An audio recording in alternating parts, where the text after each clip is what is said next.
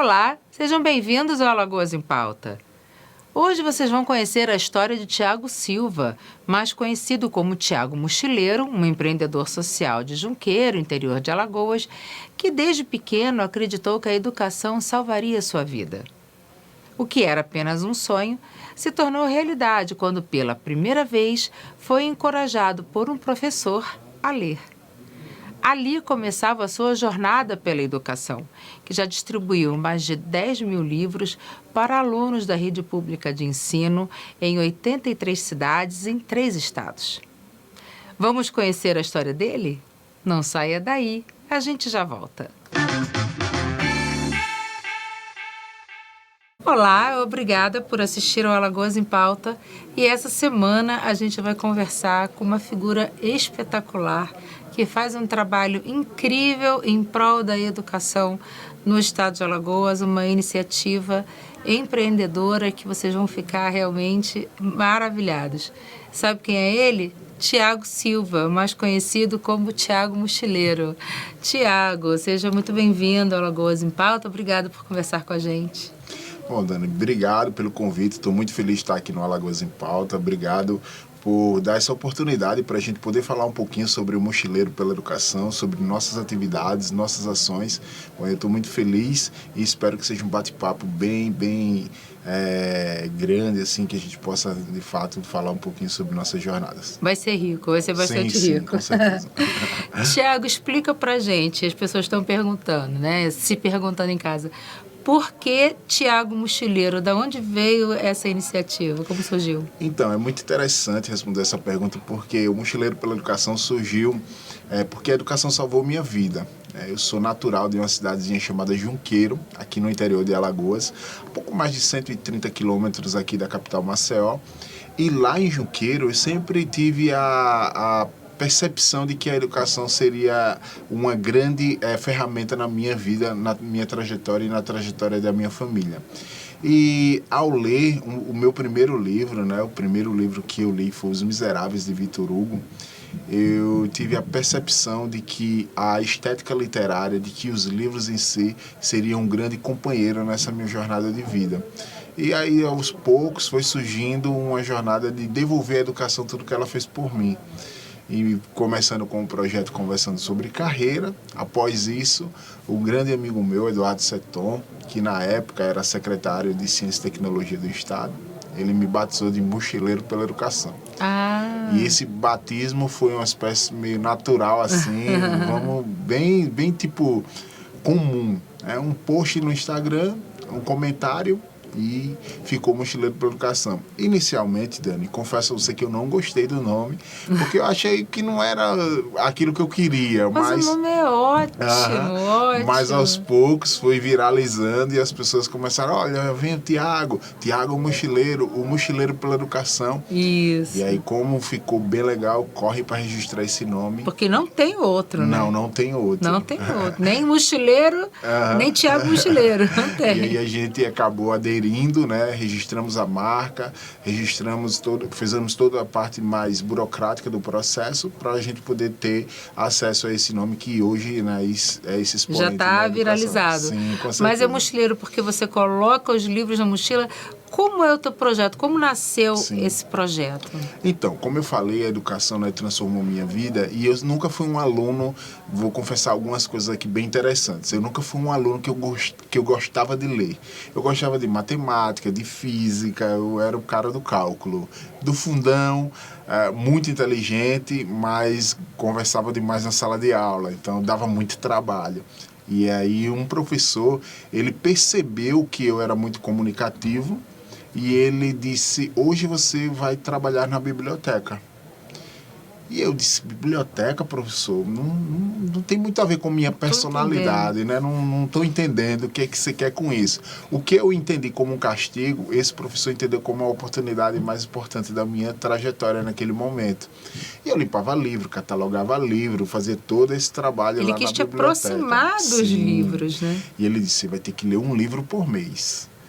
E aí eu disse, droga, um livro por mês? E aí fiquei lá na biblioteca procurando qual seria o livro mais adequado que eu julgaria naquele momento. Menos chato. E aí eu disse, vou ler um de menor espessura. Só tinha gibi e umas adaptações de grandes clássicos. E aí, como eu citei, foi quando eu peguei uma adaptação do livro Os Miseráveis, de Victor Hugo. Eu olhei o título e disse, tudo a ver comigo, né? Vou ler esse livro. Eu mal sabia que estava pegando numa das obras mais clássicas da humanidade. E que traz muitos ensinamentos. Sim, sim. Né? Eu me senti uma criança invisível, na verdade. E aí, quando eu peguei o livro, eu comecei a perceber que a minha forma de me comunicar, ela melhorou bastante. Eu comecei, de fato, a poder ter uma convicção no que eu estava falando sobre assuntos diversos. Então, o livro, o grande legado que ele deixa na minha trajetória é esse, é de poder me tornar uma pessoa visível. E a partir daí eu disse, a educação salvou minha vida, agora eu vou devolver para ela tudo que ela fez por mim. E isso, colocando livros nas mochilas e viajando o Brasil para distribuir livros e fazer com que ele seja também protagonista junto com outras atividades nas escolas para transformar a vida de outras crianças. Que legal! E você, por meio da educação, você está transformando uma sociedade, colaborando para a transformação de uma geração.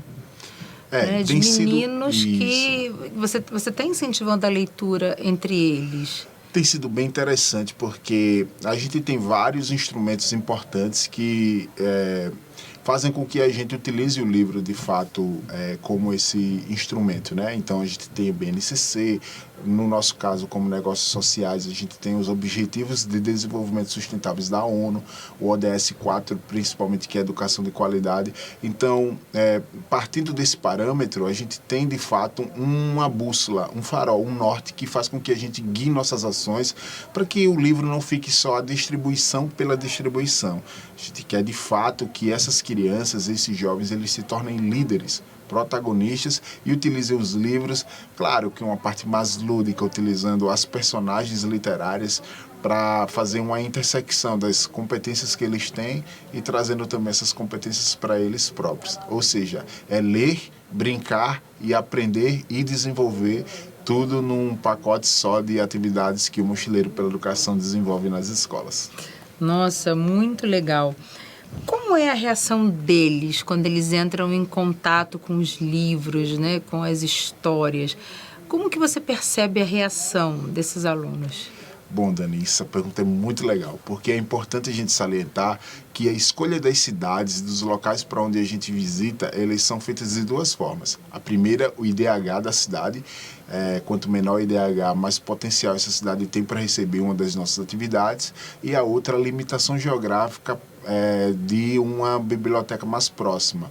Então, a gente sempre percebe o olhar, né, de esperança, a felicidade e, principalmente, o livro nesses locais. Apesar de a gente ter uma revolução digital aí acontecendo, para muitos locais essa revolução digital ainda não chegou. A gente tem lugares com dificuldade de acesso à internet.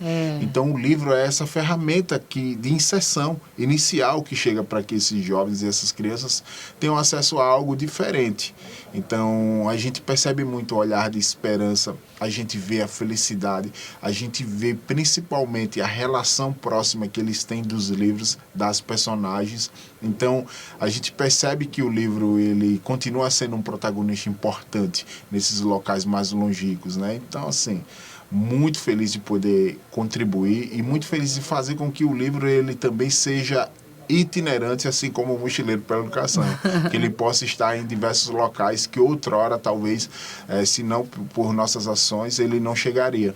Não chegaria. E, assim, o livro, ele é mais revolucionário do que a revolução digital, porque ele não deixou de existir e não vai deixar de existir nunca. Sim, a gente E você vê isso. como o acesso dele, né? Ele permite um maior acesso do que a própria internet, o próprio digital, porque ele não demanda investimento num aparelho, Sim. né? Porque você, para ter acesso à internet, você precisa ter um aparelho celular, você precisa ter uma antena na sua cidade, você precisa pagar um pacote de operadora se você não tem Wi-Fi disponível.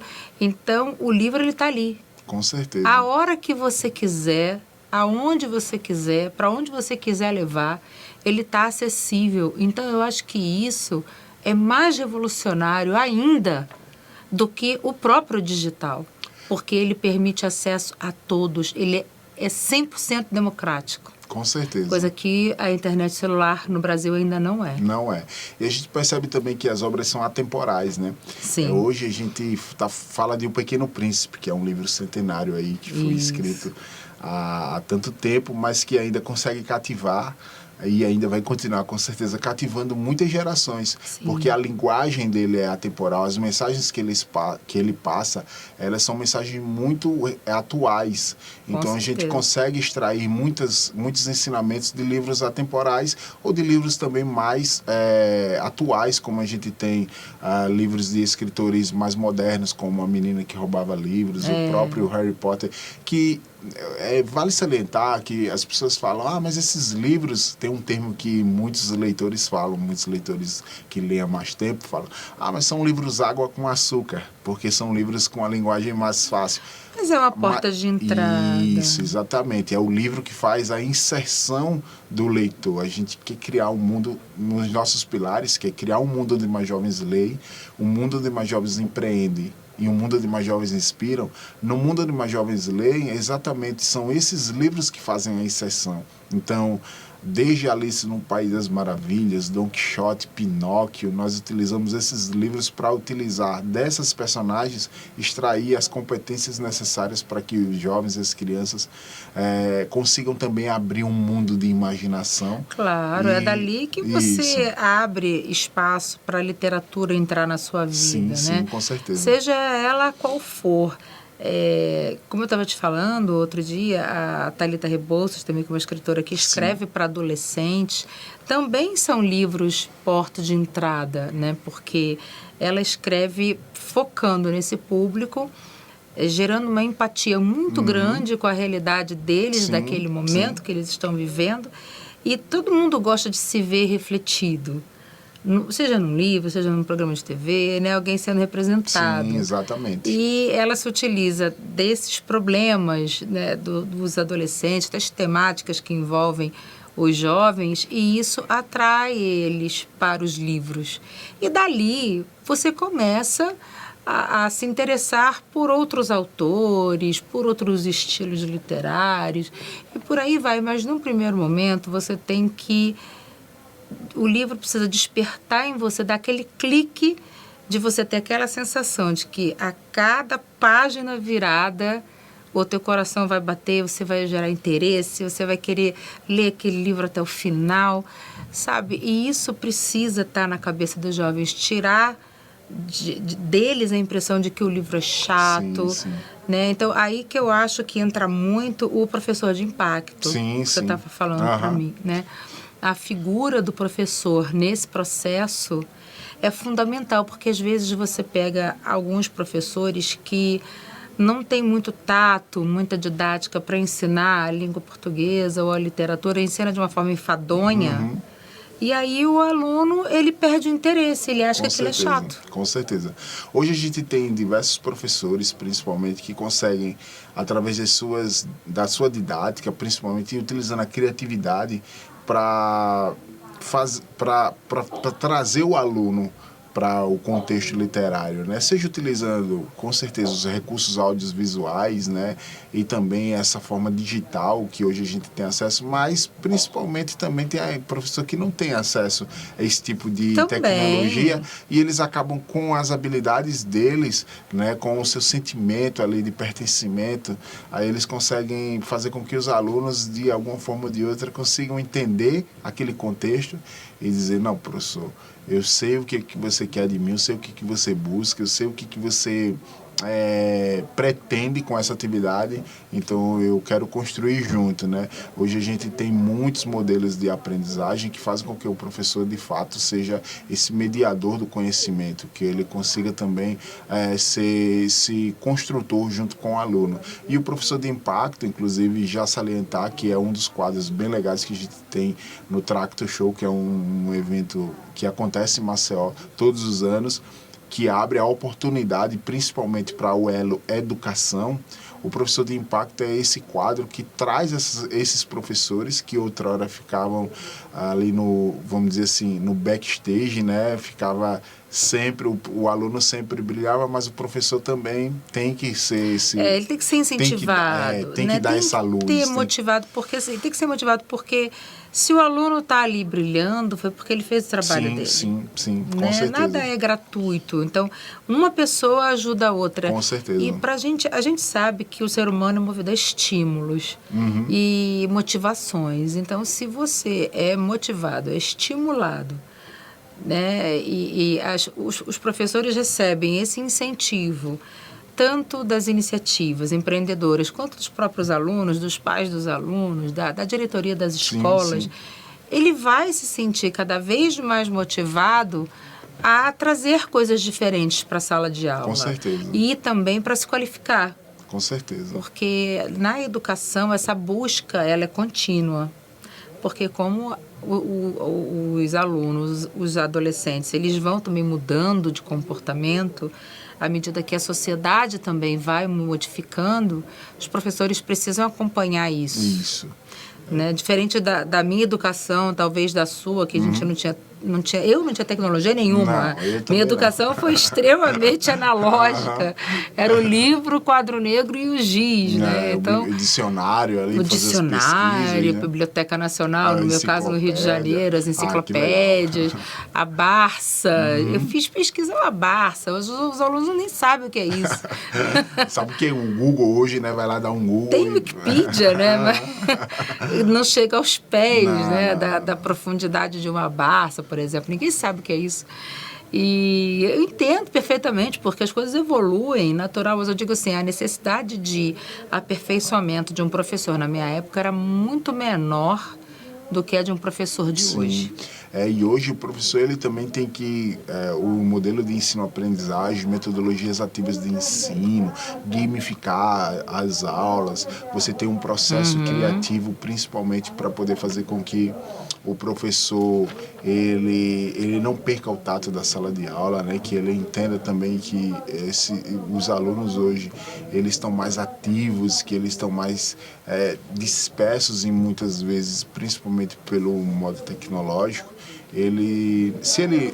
A gente sempre fala, se você não pode ir com o inimigo, entre aspas, una-se a ele. Então, a tecnologia também tem que entrar na sala de aula. Claro. Então, para você ter uma ideia, além do professor de impacto, a gente também tem uma oficina chamada Criando Livros Digitais Utilizando o Tracto. A gente abre a plataforma, o editor Tracto, e os alunos eles recebem, de certa forma, um comando. A gente distribui livros mais clássicos para eles, como A Moreninha Senhora, Dom Casmurro, Vidas Secas. São livros da literatura clássica, mas que a gente pega um recorte do livro e diz assim, leia a página tal, ou então escolha qualquer página que você se identificou e você vai transformar essa página num conteúdo digital que você vai poder distribuir em PDF ou em link utilizando o editor. Então, o despertar para a criatividade, a reformulação de um livro mais clássico, de uma literatura mais densa, com palavras que até eles mesmos não conhecem, né? Claro. Eles conseguem despertar o interesse e, saem trabalhos fantásticos. O Paulo, que é o CEO da Tracto, quando viu que a gente estava utilizando o editor para fazer esse trabalho, ele ficou abismado, assim. Então, assim, nosso desafio agora fazer com que essas oficinas elas também cheguem nesses locais mais longínquos que não têm acesso à internet de forma offline. Porque a gente quer também potencializar a criação, o despertar do conhecimento e da criatividade nesses alunos, para que eles possam despertar o que a gente chama de soft skills, que são competências emocionais e culturais para para esse novo cenário da vida que a gente está vivendo hoje, que demanda também muita habilidade, muita competência, principalmente trabalho em equipe, comunicação, que eu acho que é uma das habilidades mais importantes.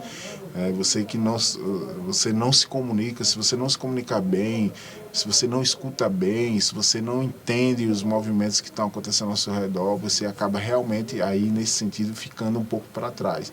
E a gente tenta, através do livro, despertar essas competências nos alunos. Gente, eu acho muito fantástica essa iniciativa, assim. Eu sou apaixonada pelo projeto, então por isso que eu trouxe você aqui, porque as pessoas precisam saber que isso existe e que isso acontece, né? Tiago, quantas cidades e alunos já foram contemplados pelo projeto? Tem esse número? Então, atualmente nós já visitamos 83 cidades do Brasil, em 13 estados e 11 mil livros, né? O número de livros já distribuídos e utilizados nas nossas oficinas. Estima-se aí mais ou menos 40 mil alunos, dos quais já receberam...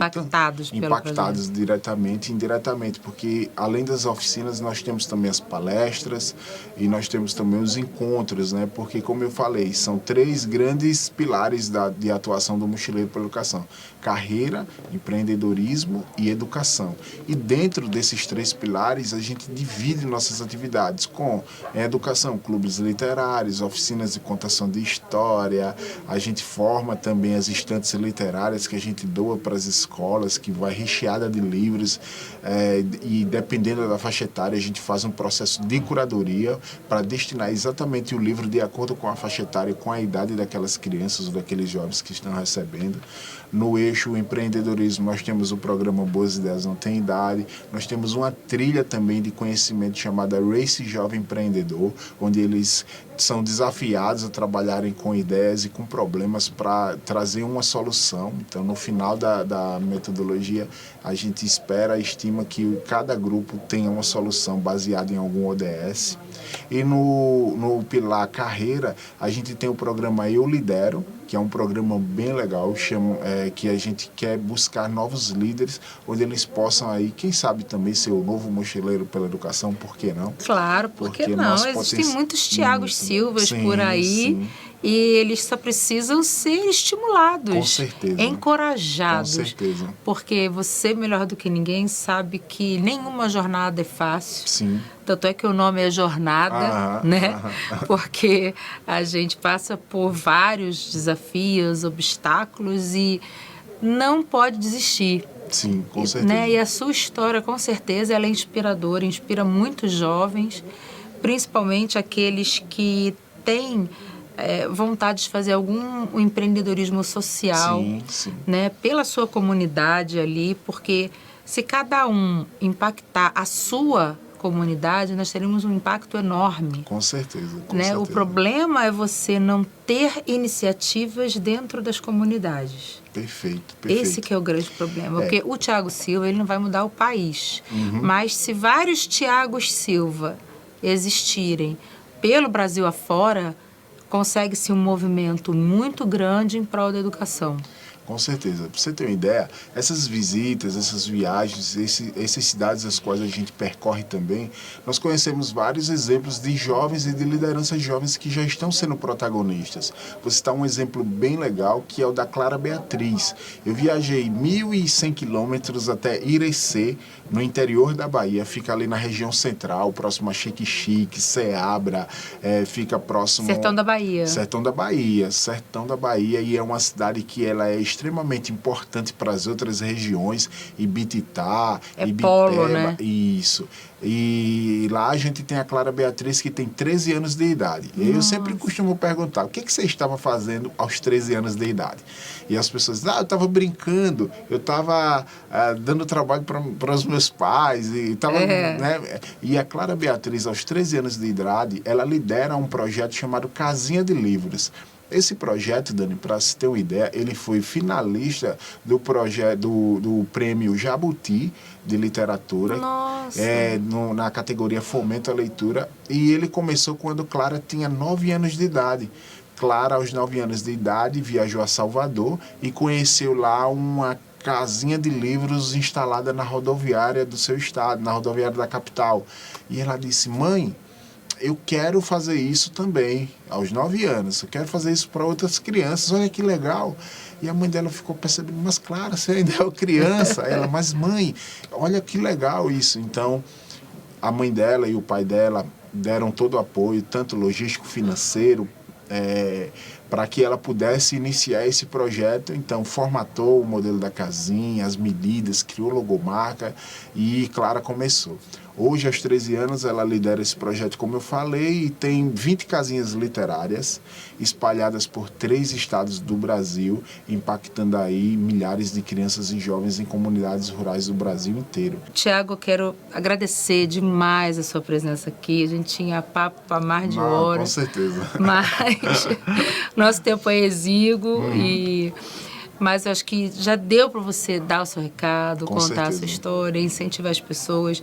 Eu tenho certeza que quem está assistindo aqui, assim, vai sair dessa entrevista com o coração mais quentinho, com vontade de querer ajudar o próximo, né? E se você é um professor aposentado, uma professora aposentada, ou um servidor da educação que sente vontade de trabalhar num projeto, na área, poxa, vai fazer, né? Vai incentivar, vai correr atrás. Né? Seja um realizador, tira o seu projeto do papel, tira a sua ideia da cabeça, bota no papel, vai executar, porque todo mundo precisa de incentivo para a educação acontecer. Sabendo trilhar os caminhos certos, não desistindo na primeira oportunidade, a primeira dificuldade. Parece muito, acho que muito fácil o discurso, a gente falando. Claro. Mas é lógico que eu só falo isso porque eu já passei por muitas fases bem difíceis. Imagino.